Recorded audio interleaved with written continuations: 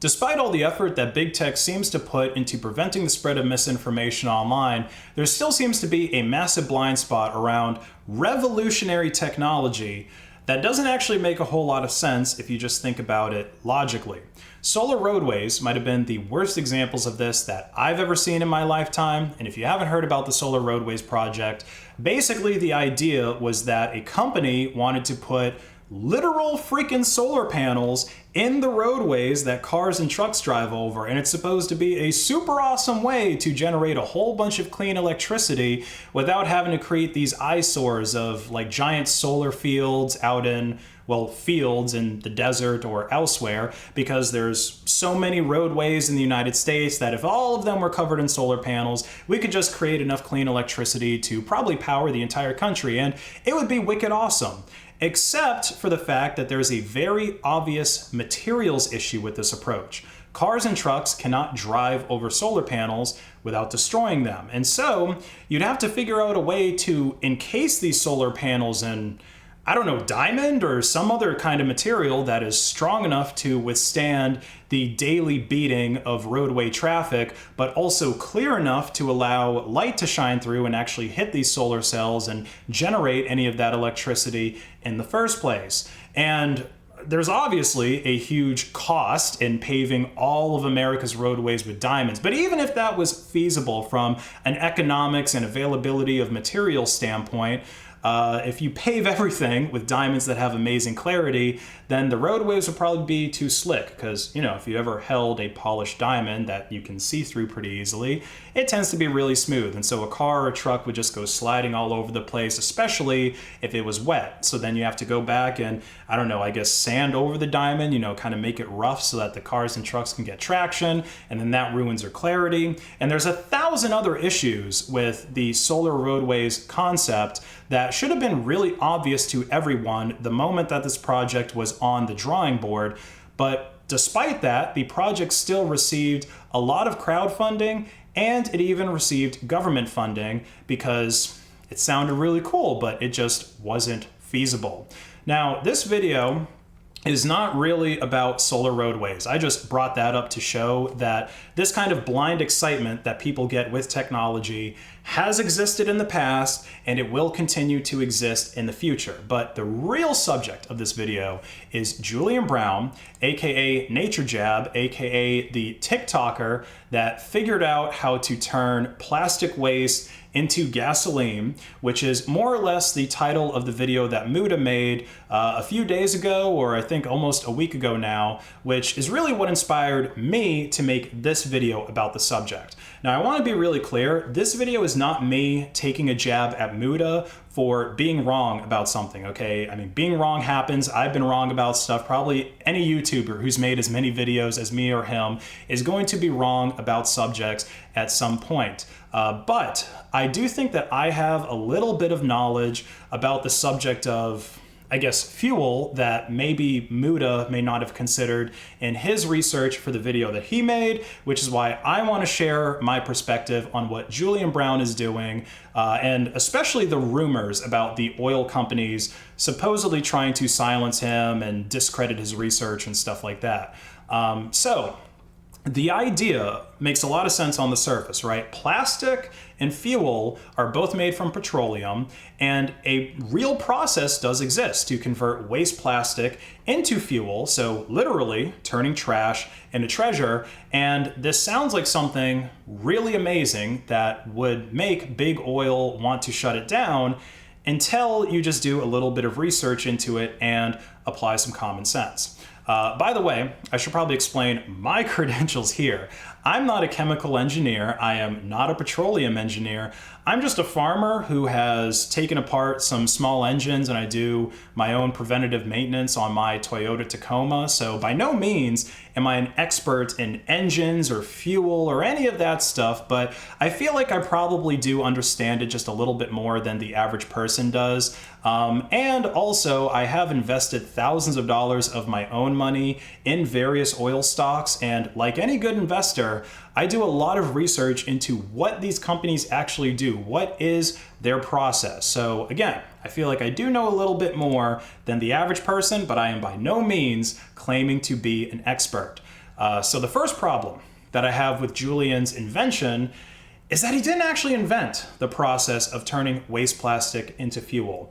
And I don't know how much of this is Julian claiming to have invented it versus articles that write about him just making clickbait. But again, you can see all kinds of articles claiming that he invented this process, and he didn't. The process is called pyrolysis, and it has existed since at least the 1970s, and it's been tried on an industrial scale since at least the 1970s. So the process itself is actually older than Julian is. Now, he may have created a more efficient method for doing pyrolysis, and honestly, I hope he does succeed in that process of trying to find a more efficient way to turn plastic waste into fuel, because I believe that is the main reason that it is not being done on a large scale already.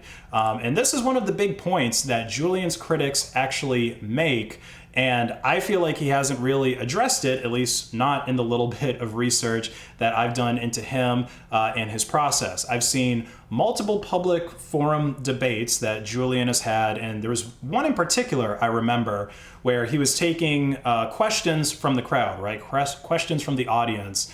And one of the people basically asked very plainly, how many gallons of diesel fuel do you have to put into your generators that power this pyrolysis process in order to create 1 gallon of diesel fuel from the process? Because if you think about it, if you're burning more diesel fuel than you're producing, the net result is wasted energy, which is basically just pollution with extra steps. And don't get me wrong, I'm not saying that the process of trying to turn waste into fuel is a bad thing. What he's doing is at least very good for content, and he's obviously been very successful on that front.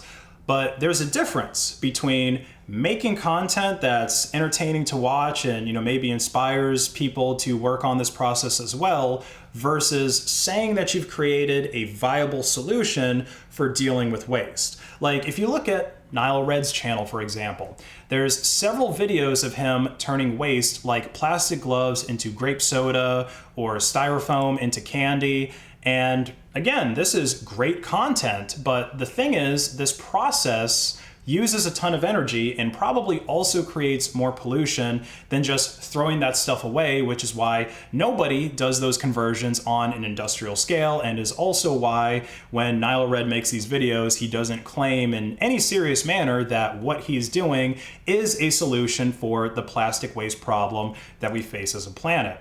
Now, you might be wondering, why am I talking more about diesel and not gasoline? Because again, a lot of the headlines that you see about Julian say that he's making gasoline and not diesel. Well, despite what you see in the headlines about Julian, diesel is really the primary fuel that he's creating. And the reason for that is it's much easier to make diesel than gasoline. The refinement process of gasoline, or petrol as some people call it, is much more complex than the process for refining diesel, or at least crude diesel, which brings me to the next problem with this pyrolysis process, which is the fact that the fuel that Julian is creating does not meet EPA standards and thus cannot legally be used by anybody. So most of you watching this are probably old enough to remember the times back when diesel fuel was actually cheaper than gasoline. And that's no longer the case, despite diesel still being easier to make and also having a higher energy density than gasoline. So ultimately you get, more miles or whatever out of a diesel engine versus a gasoline engine. Now there's a number of reasons why this change happened, the change to make diesel more expensive than gasoline, but one of the biggest ones were changes to EPA regulations, specifically concerning the sulfur content that is allowed in diesel fuel. So ultra low sulfur diesel, or ULSD, which is what you're required to use here in the United States in highway vehicles that are built in 2007 or later, only has a sulfur content of 15 parts per million. That's a lot lower than the 5,000 parts per million that diesel fuel had before all of these regulations came out that ultimately made diesel more expensive than gasoline. So ULSD requires a lot more refinement, and thus a lot more energy and a lot more cost to produce than the crude diesel that Julian is making, which already isn't being made in an energy efficient manner, or at least I don't think is being made in a more energy efficient manner versus just distilling the crude oil into diesel. And I've actually heard in some of Julian's more recent videos that he's trying to transition to using solar power to run his refinement setup versus the diesel generators, which is great, but the question still remains of how much power, how much energy does it take to convert the plastic waste into fuel using that pyrolysis method versus refining crude oil into diesel fuel. Because if Julian's methods are still less efficient, then it's still not going to be economically viable and probably less environmentally friendly too. Because the thing that a lot of solar enthusiasts often seem to forget is the environmental cost of actually producing those solar panels and those batteries and everything else that goes with a solar system, especially when that stuff is being manufactured in China, whose industry is still largely powered by coal-fired power plants, and their coal plants also create significantly more pollution than the coal plants that we have in the West. So you have this huge environmental debt that comes up just from the production of the solar panels in China before you ever hook them up to do anything. Now let's adjust the conspiracy angle. This is the idea that Big Oil is trying to silence Julian, which I think is really what prompted Muda to make his video, because for several days, Julian was not active on social media, which was making some people think that he was assassinated or kidnapped, or that something else bad happened to him, which isn't the case. He has been uploading content again now since Muda made his video, but Julian did make some videos himself alleging that people were out to get him. I know that I'm not going to live long, and that's why I put every day, every hour, every minute into building, into growing. Why am I out here working on this plastic into fuel reactor I've been working on for 5 years, since I was 17? Why am I out here in 100-degree weather? Why am I out here despite being falsely accused and reported to the EPA and the IRS? Why am I out here despite weird black helicopters that turn off their radar transponder circling me 6 times at night? Why am I out here sleeping in my van, crazy humidity, mosquitoes, gnats flying in, and yet I still do it? Why am I out here despite having to drive 4 hours every time I want to work on this machine, because when I was doing it in my parents' backyard, I blew myself up? Now, obviously, I don't know who's behind the black helicopters flying over his house or the people that are reporting him to the IRS or the EPA, but I don't think it really has anything to do with Big Oil trying to silence him. Because even if Julian were making fuel in an efficient way that met EPA standards, which, by the way, it would have to in order for him to legally sell any of this fuel, then that process would still not be very disruptive to the oil industry as a whole. It would certainly be a lot less disruptive than if Julian were making a hydrogen fuel cell or some other kind of truly alternative fuel that we've heard conspiracies about oil companies, shutting down and assassinating people before. Because what Julian is ultimately trying to make is the exact same gasoline and diesel fuel that you buy at the pump, meant for the exact same kinds of engines that people already have in their cars, trucks, and generators. So it's really hard for me to imagine that creating the same kind of fuel, being a competitor like Exxon or BP or anything else like that, would really put a massive dent in the oil companies' profits, especially when you stop to consider that oil companies already own their entire supply line. Take BP, for example. They do offshore drilling. That big oil spill that happened in the Gulf of Mexico about 15 years ago, that was BP's fault, right? The same BP that owns the gas stations that a lot of people fill up their cars at. BP also owns the oil tankers that ship the crude oil from these offshore drilling rigs to oil refineries that they also own, and they own the trucks that transport the finished fuel products to those gas stations so that people can, fill up their cars and trucks. And BP also sells the byproducts of the oil refining process to companies that make plastics, the same exact plastics that Julian is collecting and turning back into fuel. So his methods still depend on the oil company's supply chain, and if he did really find a way to efficiently turn plastics into fuels that met EPA guidelines, then the oil companies would either partner with him or they would just copy his innovations and start using them themselves. Like, another important thing that you have to understand about this whole situation is that Julian pretty much built his whole refinery himself, which is really impressive. I mean, I have to definitely give him props for that. That's not something that I could do. I don't have the knowledge to do that. But it's really hard for me to believe that he's doing something by himself that an entire team of engineers at the oil company can't do. I mean, if you think about it that way, either he's the next Tony Stark, right? Like, he created this in a cave with a bunch of scraps, or he's just doing something that ultimately is not that efficient, and that's why other companies that do have all of this money, all this capital, all this material, all these engineers are not doing it. It's also hard for me to believe that the oil companies aren't doing this just because they don't want to.